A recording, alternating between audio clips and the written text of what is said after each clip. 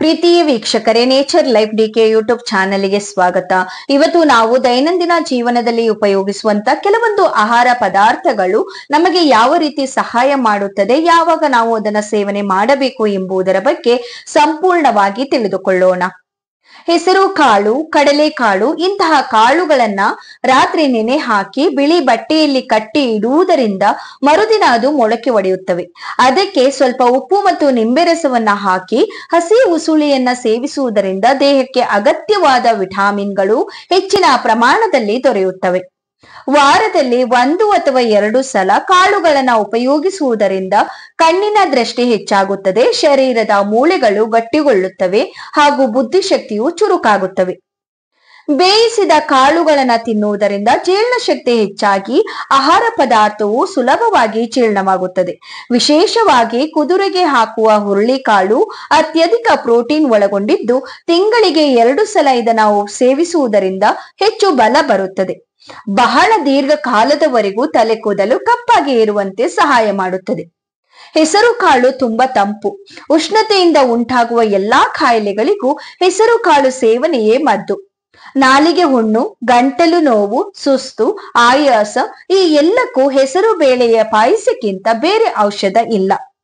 ಇದಕ್ಕೆ ಪರ್ಯಾಯವಾಗಿ ಗಸಗಸೆ ಪಾಯಸದ ಸೇವನೆಯೂ ಯೋಗ್ಯ. ಗಸಗಸೆಯಲ್ಲಿ ಒಂಥರ ಕಿಕ್ಕು ಉಂಟು ಮಾಡುವ ಔಷಧೀಯ ಗುಣ ಇರುವುದರಿಂದ ಸುಸ್ತು ಪರಿಹಾರವಾಗಿ ಚೆನ್ನಾಗಿ ನಿದ್ರೆ ಬರುವಂತೆ ಇದು ಮಾಡುತ್ತದೆ.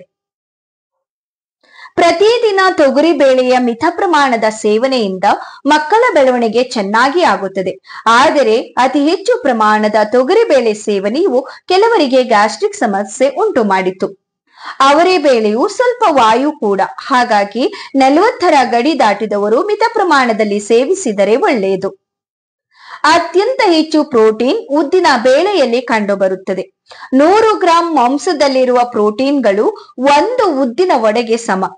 ನಮ್ಮ ಶಾರೀರಿಕ ಬೆಳವಣಿಗೆಗೆ ಇದು ಬಹಳ ಅನಿವಾರ್ಯ. ಗೋಧಿಯಲ್ಲಿಯೂ ಸಾಕಷ್ಟು ಪೌಷ್ಟಿಕಾಂಶವಿದ್ದು ಇದರ ಸೇವನೆಯಿಂದ ನ್ಯೂನ್ಯ ಪೋಷಣೆ ದೊರೆಯುತ್ತದೆ. ಉತ್ತರ ಕರ್ನಾಟಕದಲ್ಲಿ ಜೋಳ ಹೇಗೋ ಹಾಗೆ ಉತ್ತರ ಭಾರತದಲ್ಲಿ ಗೋಧಿ ಎಲ್ಲರ ಪ್ರಿಯ ಆಹಾರವಾಗಿದೆ. ಪಂಜಾಬಿನಲ್ಲಿ ದೊರೆಯುವ ಕೆಂಪು ಗೋಧಿ ಹೆಚ್ಚು ಪೌಷ್ಟಿಕ. ಹಸಿರು ಬಟಾಣಿಯಲ್ಲಿ ವಿಟಮಿನ್ ಬಿ ಹೇರಾಳವಾಗಿ ಇದೆ. ಇದರ ಸೇವನೆಯಿಂದ ಶಾರೀರಿಕ ಸುಸ್ತು, ಆಯಾಸ ಕಡಿಮೆಯಾಗುತ್ತದೆ. ಆಲೂಗಡ್ಡೆ ಪಿಷ್ಟದ ಅಂಶವನ್ನ ಹೊಂದಿದ್ದು ಬಹಳ ದಪ್ಪವಿರುವ ವ್ಯಕ್ತಿಗಳಿಗೆ ಇದು ಒಳ್ಳೆಯದಲ್ಲ. ಆಲೂಗಡ್ಡೆ ತಿನ್ನುವುದರಿಂದ ದಪ್ಪ ಆಗುವ ಸಾಧ್ಯತೆ ಇದೆ. ಇದು ವಾಯು ಪದಾರ್ಥವೂ ಕೂಡ ಹೌದು. ಗೆಣಸಿನಲ್ಲಿ ಇರುವುದು ಸಿಹಿಗೆಣಸು ಮತ್ತು ಮರಗೆಣಸು ಎಂಬ 2 ವಿಧವಿದೆ. ಸಿಹಿಗೆಣಸಿನಲ್ಲಿ ಸಕ್ಕರೆ ಹಾಗೂ ಪಿಷ್ಟದ ಅಂಶವಿದೆ. ಇದನ್ನ ಸ್ವಲ್ಪ ತಿಂದರೆ ಸಾಕು, ಹೊಟ್ಟೆ ತುಂಬುತ್ತದೆ. ಚಿಪ್ಸ್ ಹಾಗೂ ಖಾರದ ಪಲ್ಯಗಳಿಗೆ ಹೆಚ್ಚು ಉಪಯೋಗಿಸಲಾಗುತ್ತದೆ. ಮರಗೆಣಸಿನಲ್ಲಿ ಸಕ್ಕರೆ ಹಾಗೂ ಪಿಷ್ಟದ ಅಂಶ ತುಂಬಾ ಕಡಿಮೆ. ಹಸಿ ತೊಗರಿ ಕಾಳು, ಹಸಿ ಕಡಲೆ ಹಾಗೂ ಹಸಿ ಬಟನೆ ಕಾಳು ಆಯಾ ಸಮಯದಲ್ಲಿ ಗಿಡ ಸಮೇತ ಲಭ್ಯ. ಈ ಹಸಿ ಕಾಳುಗಳಲ್ಲಿ ವಿಟಮಿನ್ ಬಿ ಮತ್ತು ಸಿ ಸಮ ಪ್ರಮಾಣದಲ್ಲಿ ಇರುತ್ತದೆ. ಇವುಗಳನ್ನ ಬೇಯಿಸುವುದಕ್ಕಿಂತ ಕಡಲೆಕಾಯಿ ಬೀಜದಲ್ಲಿ ಮತ್ತು ಎಳ್ಳಿನ ಅಂಶದ ಕಾಳಿನಲ್ಲಿ ತೈಲದ ಅಂಶವಿದ್ದು ಇದರ ಸೇವನೆ ದೈಹಿಕ ಬೆಳವಣಿಗೆಗೆ ಅಗತ್ಯ. ಆದರೆ ಈ 2 ಕಾಳುಗಳು ಉಷ್ಣ ಸ್ವಭಾವ. ಹಸಿದ ಹೊಟ್ಟೆಯಲ್ಲಿ ಇದನ್ನ ಸೇವಿಸಬಾರದು, ಪಿತ್ತ ಜಾಸ್ತಿ ಆಗುತ್ತದೆ.